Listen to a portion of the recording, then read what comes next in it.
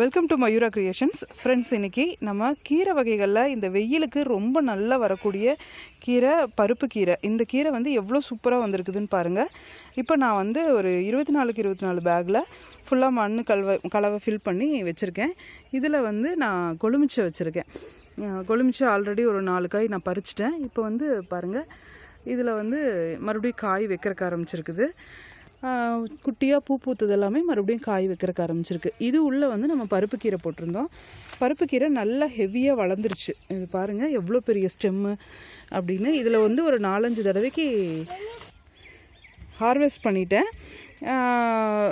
இப்போ வந்து இதுக்கு மேலே ரொம்ப பெருசாக நம்ம விட்டோம் அப்படின்னா இந்த செடிக்கு வேர் நல்லா ஃபுல்லாக பரவிருச்சுன்னா அந்த செடி வளராமல் நின்று போயிடும். அதனால் நம்ம இப்போ இந்த பருப்பு கீரையை பறிச்சுட்டு மறுபடியும் வேறு ஏதாவது கீரை வகைகள் போட்டுக்கலாம். கொத்தமல்லியோ அல்லது வேறு ஏதாவது கீரை வகைகள் போட்டுக்கலாம். எவ்வளோ ஹார்வெஸ்ட் கிடைக்குது அப்படின்னு நீங்கள் தெரிஞ்சுக்கணுங்கிறதுக்காகத்தான் நான் இந்த வீடியோ போடுறேன். இந்த பருப்பு கீரையில் ஏற்கனவே நான் 5-6 தடவை பறிச்சிட்டேன். அது போக மீதி பாருங்கள், இது எந்த அளவுக்கு பெரிய ஸ்டெம்மாக வருதுன்னு.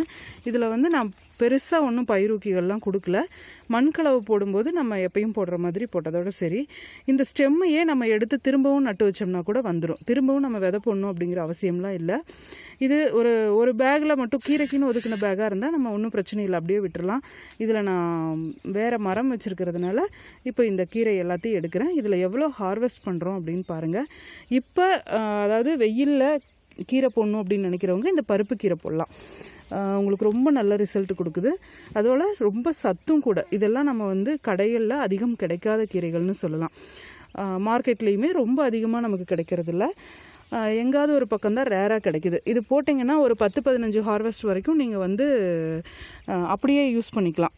உங்களுக்கு கீரை வந்து வெளியே வாங்க வேண்டிய அவசியமே இருக்காது. நிறைய வெரைட்டிஸும் செய்யலாம் இந்த கீரையில். இந்த கீரையில் நம்ம பாசிப்பருப்பு சேர்த்து சமைச்சிங்க அப்படின்னா ரொம்ப டேஸ்ட் நல்லா இருக்குங்க. குழம்பா வச்சு குழந்தைங்களுக்கு கொடுத்திங்கன்னா ரொம்ப ஹெல்த்தியும் கூட. இது பாருங்கள் எவ்வளோ கீரைன்னு. உங்கள் வீட்டுக்கு மட்டும் இல்லைங்க, உங்கள் தெருவுக்கே இவ்வளோ கீரை ஆகும். நீங்கள் இவ்வளோ கீரை ஹார்வெஸ்ட் பண்ணலாம். சம்மரில் கீரை வரலன்னு நம்ம வருத்தப்பட வேண்டியதே இல்லை. இந்த கீரையை திரும்பவும் ஸ்டெம்மை கட் பண்ணி நீங்கள் அப்படி இப்படியே ஊனி விட்டுட்டிங்கன்னா உங்களுக்கு அழகாக துளுத்து வந்துகிட்டே இருக்கும். இதை நீங்கள் முயற்சி பண்ணுங்கள். இது போல் பயனுள்ள தகவல்களுக்கு நம்ம சேனலை சப்ஸ்கிரைப் பண்ணுங்கள், லைக் பண்ணுங்கள், ஷேர் பண்ணுங்கள். தேங்க்யூ.